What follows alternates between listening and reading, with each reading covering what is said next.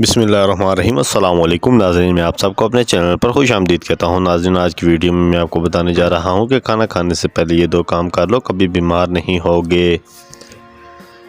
رحم اس فصل کو کہتے ہیں جو انسانوں کو ان کی خامیوں کے باوجود کیا جاتا ہے۔ تلوار کا زخم جسم پر ہوتا ہے اور بری گفتگو کا روح پر۔ لوگوں کے عیبوں سے اس طرح غافل ہو جاؤ جیسے سوتے وقت دنیا سے غافل ہو جاتے ہو۔ وہ شخص کامیاب نہیں ہوتا جس میں ناکامی کا ڈر کامیابی کی چاہت سے زیادہ ہو جائے۔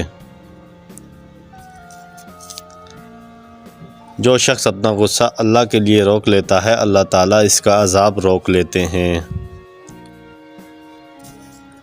دن کو رزق تلاش کرو اور رات کو اس کو تلاش کرو جو رزق دیتا ہو۔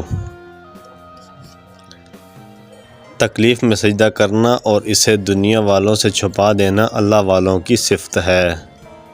مشکلات اپنا حل ساتھ لے کر آتی ہیں، انسان کو بس اللہ پر یقین ہونا چاہیے۔